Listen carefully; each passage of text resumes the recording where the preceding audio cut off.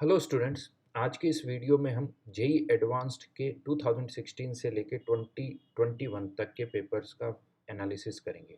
इसमें मैं mainly physical chemistry के जो क्वेश्चंस पूछे गए हैं उनका चैप्टर वाइज और टाइप वाइज एनालिसिस करूँगा। क्यों मैंने ये पीरियड चुना है 2016 से लेके 21 का?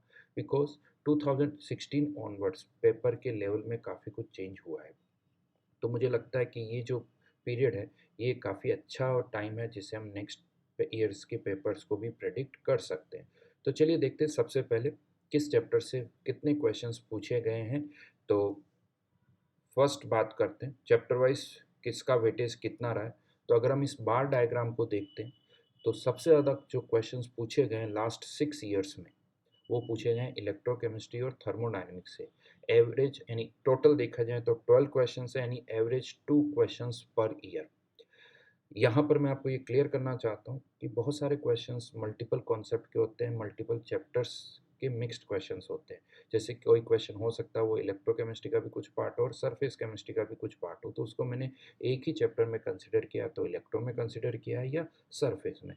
तो इसलिए एनालिसिस पर्सन टू पर्सन थोड़ा बहुत वेरी कर सकता है। हो सकता है किसी और के एनालिसिस में आप ये देख सकते हो कि सरफेस के क्वेश्चन जो है ज़्यादा हो, बिकॉज उस क्वेश्चन को हो सकता है मैंने इलेक्ट्रोकेमिस्ट्री में कंसिडर किया हो। तो यहाँ पर सबसे ज़्यादा जो वेटेज देखा जा सकता है वो है इलेक्ट्रोकेमिस्ट्री और थर्मोडायनेमिक्स से। यहाँ पर अगर हम थर्मोडायनेमिक्स के अलावा थर्मोकेमिस्ट्री को देखें, क्योंकि एनसीईआरटी में ये दोनों एक ही चैप्टर है, तो थर्मोकेमिस्ट्री से भी 2 क्वेश्चंस पूछे गए हैं। तो टोटल क्वेश्चंस हो जाते हैं 14, जो कि एवरेज 2 से भी ज़्यादा आता है। उसके बाद अगर हाईएस्ट वेटेज वाले टॉपिक्स देखे जाएँ तो chemical kinetics, redox and atomic structure, इनसे टोटल 9 क्वेश्चंस लास्ट 6 ईयर में पूछे गए हैं, यानी एवरेज 1.5।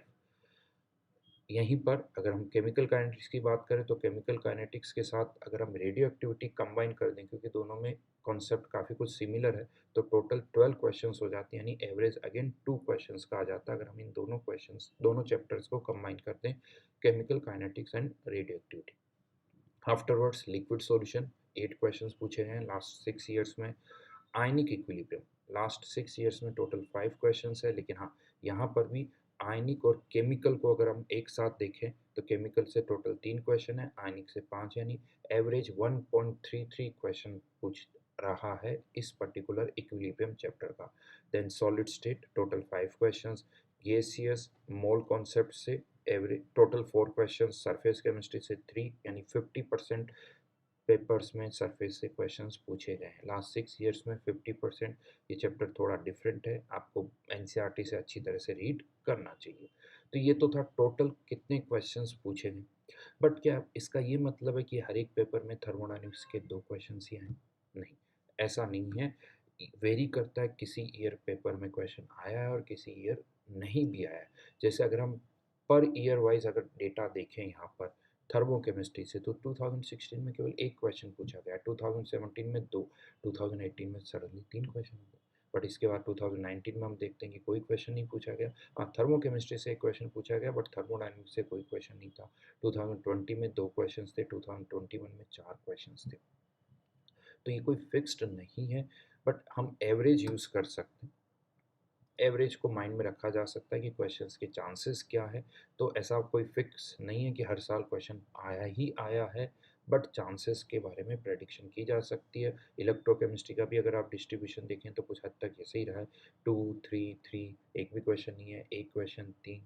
एटॉमिक स्ट्रक्चर से 2017 में एक पूरा match the column type question आ गया था, जिसमें 3 क्वेश्चन एक साथ थे। तो 2017 में, 2019 में, देन 20 में और 21 में एक एक क्वेश्चन पूछा गया है।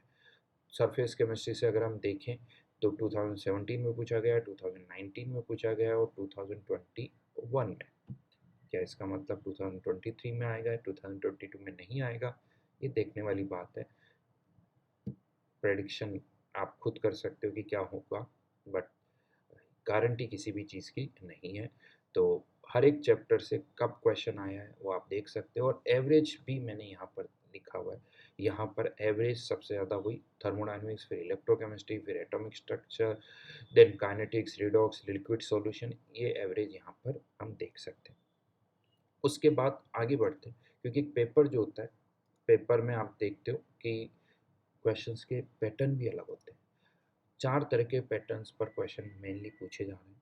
Single correct, multiple correct, numerical value में इंटीजर टाइप भी हो सकता है या डेसिमल प्लेसेस तक भी हो सकते हैं, 2 डेसिमल प्लेसेस तक भी क्वेश्चंस अभी आ रहे हैं। और पैराग्राफ टाइप, पैराग्राफ भी बोल सकते हो या स्टेम टाइप क्वेश्चन भी बोल सकते हो जो रिसेंटली पूछा गया, बट दोनों में कोई डिफरेंस नहीं है। पैराग्राफ बोलिए या स्टेम टाइप क्वेश्चंस आप बोल सकते हो, जिसमें वही पैराग्राफ ही होता है और एक से ज़्यादा क्वेश्चन उस इंफॉर्मेशन पर बेस्ड होते हैं। तो अगर हम यहाँ पर देखें कि सबसे ज़्यादा किस कैटेगरी से क्वेश्चन पूछे जाते हैं, तो सबसे ज़्यादा देखा जाए अभी तक फिजिकल केमिस्ट्री से एवरेज 14.67 क्वेश्चन पर ईयर पूछे जा रहे हैं, यानी 88 क्वेश्चंस पूछे जाते हैं। और पेपर में अगर देखा जाए तो केमिस्ट्री के एवरेज या तो 36 या 38 क्वेश्चंस होते हैं। लास्ट ईयर ही 38 क्वेश्चंस थे, अदरवाइज पे हर एक पेपर में 36 क्वेश्चंस थे, जिसमें से यानी एवरेज 14.67 क्वेश्चंस फिजिकल केमिस्ट्री के थे। अब उस 88 क्वेश्चंस में अगर हम देखें तो मल्टीपल करेक्ट कितने क्वेश्चंस थे, 24, यानी एवरेज एक पेपर में 4 क्वेश्चन जो है फिजिकल केमिस्ट्री के मल्टीपल करेक्ट थे। सिंगल करेक्ट एवरेज 2 के आसपास। न्यूमेरिकल वैल्यू की अगर हम बात करें तो अराउंड 6 क्वेश्चंस न्यूमेरिकल वैल्यू वाले थे, और पैराग्राफ बेस्ड क्वेश्चन भी एवरेज 2 से कुछ ऊपर थे। तो सबसे ज़्यादा अगर देखा जाए तो नंबर ऑफ क्वेश्चन जो फिजिकल केमिस्ट्री से आ रहे हैं वो न्यूमेरिकल टाइप क्वेश्चन, जिसमें 2 डेसिमल प्लेस तक आपको आंसर फिल करना होता है। कैलकुलेशन में एरर हो सकती है, सो बी केयरफुल। हाँ, इनमें कुछ क्वेश्चंस में जहाँ कैलकुलेशन ज़्यादा होती है, रेंज गिवन भी होती है, बट वो रेंज फिक्स नहीं, वो रेंज कैलकुलेशन पर डिपेंड करती है, कहीं कम होती है कहीं ज़्यादा होती है, तो हमें तो एग्जैक्ट कैलकुलेशन ही करनी चाहिए। मल्टीपल करेक्ट 24 क्वेश्चन, यानी एवरेज पर ईयर 4 क्वेश्चंस पूछे जा रहे हैं। टफ होते हैं क्योंकि पार्शियल मार्किंग भी होती है, नेगेटिव मार्किंग जो है वो -2 होती है।